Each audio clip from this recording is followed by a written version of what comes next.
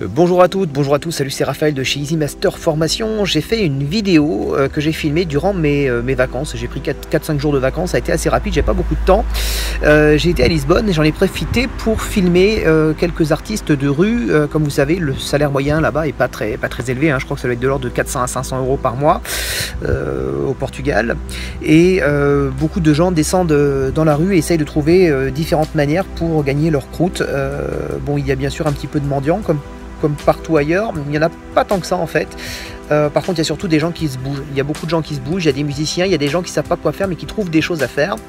Et certains s'y prennent très bien, d'autres s'y prennent moins bien, mais chacun fait quelque chose. Et j'ai rencontré vraiment beaucoup de gens qui avaient envie de s'en sortir, qui bougeaient leurs fesses, et certains qui ont vraiment tout compris. Et c'est là que vous vous rendez compte qu'avec pas grand-chose, on peut faire énormément. Et que bien sûr, ça a un impact sur leurs finances, parce qu'ils le font pour ça, parce qu'ils ont besoin de bouffer et qu'ils en ont vraiment besoin. Et quand on a vraiment besoin de quelque chose, quand on a vraiment besoin d'argent, quand on est vraiment au pied du mur, quand on est au plus bas, c'est là qu'on se bouge et qu'on trouve les solutions les plus efficaces. Alors, j'ai fait un petit montage que vous allez voir dans quelques secondes, juste après ces quelques mots que je vais vous commenter. Donc il y a des musiciens, il y a pas mal de choses, il y a peut-être 6-7 extraits différents, il y a des photos aussi, vous verrez, c'est commenté. Et bien entendu, certains font pas mal d'argent. Je suis resté, je crois, une fois écouter un gars pendant une heure, debout dans la rue pendant une heure. Et bien sûr, je lui ai donné un peu d'argent. Je crois même que j'ai jamais donné autant à quelqu'un dans la rue, parce que franchement c'était extrêmement mérité. Et puis le gars surtout a su appuyer sur le bon bouton, et c'est ce dont on va parler dans cette vidéo. On va parler de ce que les gens suscitent, de ce que l'on doit susciter pour déclencher une vente, pour déclencher une envie, parce que acheter quelque chose, c'est en avoir envie. On sait aujourd'hui, c'est scientifique, que le choix d'acheter quelque chose, on fait nos choix, on le sait aujourd'hui, c'est scientifiquement prouvé, c'est plus à démontrer, qu'on réagit en fait à nos instincts primaires, et que la plupart des choix, je dis bien la plupart des choix que l'on fait, on les fait par l'émotion, on les fait par envie, on les fait par désir, et ensuite on trouve des raisons valables et logiques de justifier les choix, mais on les fait d'abord de cette manière-là. Et donc ces gens vont susciter chez vous ou pas des émotions, et en fonction de ces émotions, vous allez ça va vous faire plaisir, ça va vous faire du bien, et vous allez être prêt à donner quelque chose ou pas. Et c'est ce genre de mécanisme là que je voudrais vous apprendre à recréer aussi lors d'une vente, parce qu'il y a plusieurs manières de... Vous savez, il y a des gens qui vendent à tous les coups, il y a des super vendeurs qui n'utilisent aucune technique de vente. En fait, ils en utilisent une seule. Une seule technique de vente, c'est une simple attitude. Et ils vendraient le bon Dieu en concession. Ils vendraient des béquilles à des mecs qui n'ont pas de jambes. Enfin, ils vendraient, je sais pas moi, ils vendraient des glaces à des Esquimaux. Enfin voilà, simplement parce qu'ils ont un truc très particulier. Ce truc, je l'ai identifié, on le sait aujourd'hui, parce qu'il y a eu beaucoup d'études scientifiques pendant des années là-dessus. Aujourd'hui, on sait exactement ce qu'il en est, on sait exactement comment ça fonctionne. Et j'ai décidé de vous faire une formation, une masterclass cette semaine là-dessus, sur le fait d'utiliser les émotions. On va générer, en fait, on n'est pas responsable, si vous voulez, de la tête que l'on a, on est responsable de la tête que l'on fait. Et de par la tête que l'on fait, on va générer des émotions. Et on va créer des émotions, on va générer des émotions chez les autres. Et on peut, si vous voulez, quelque part, forcer, grossir un petit peu le trait, choisir d'émettre telle émotion ou de générer chez l'autre telle émotion, parce qu'une émotion en amène une autre, et on fait nos choix, beaucoup de nos choix, la plupart de nos choix de cette manière-là, et donc du coup on peut, c'est clairement de la manipulation. Mais on est contraint et obligé d'utiliser ce mot-là parce que c'est vraiment le mot le plus adapté, à bon escient ou à mauvais escient. Beaucoup utiliseront ces techniques à mauvais escient. Nous, ce qui nous intéresse, c'est de nous sortir du lot, parce qu'il y a des gens aujourd'hui qui pètent les prix, il y a des gens qui vendent n'importe quoi, qui font n'importe quoi, et qui pourtant sont très forts qui sont très forts en gueule, qui maîtrisent toutes ces techniques-là.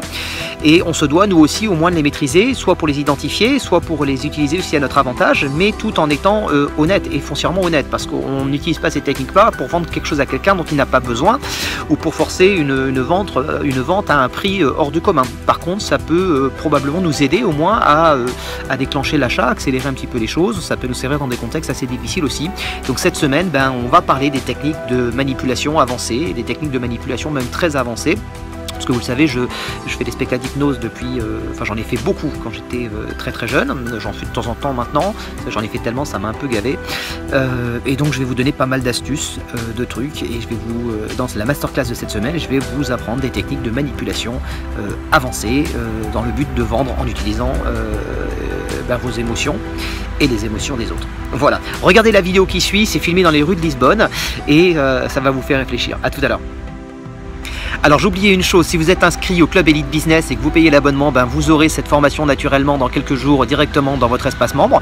Autrement, vous pouvez toujours vous abonner et vous pouvez aussi acheter cette formation à l'unité. Voilà, si vous l'achetez tout de suite, vous allez la payer beaucoup moins cher. Regardez en bas dans la description, je vous explique tout ça. Dorénavant, pour ceux qui ne sont pas abonnés, qui ne veulent pas s'abonner, qui ne veulent pas s'engager à payer un abonnement, vous pouvez acheter les formations à l'unité. Si vous les achetez tout de suite, au moment où ça sort, dans le jour où ça sort ou le lendemain, vous les payez beaucoup moins cher que si vous attendez 2 ou 3 jours, car ensuite elles sont en vente au tarif normal. Voilà, donc à peu près 2 voire peut-être même 3 fois plus cher.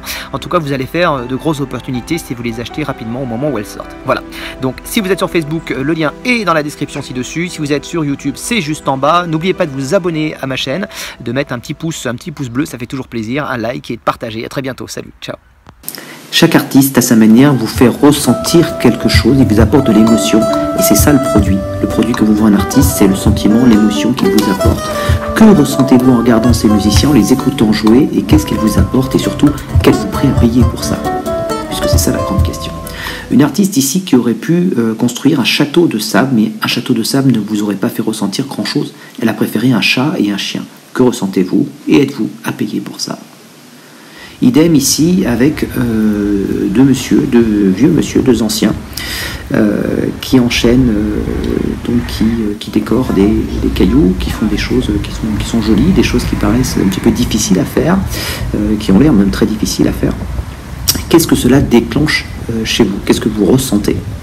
Ressentez-vous quelque chose de positif? Ressentez-vous de la gaieté? Ressentez-vous de la tristesse? Ressentez-vous peut-être de la pitié? Que ressentez-vous? Et êtes-vous prêt à leur donner une pièce pour cela?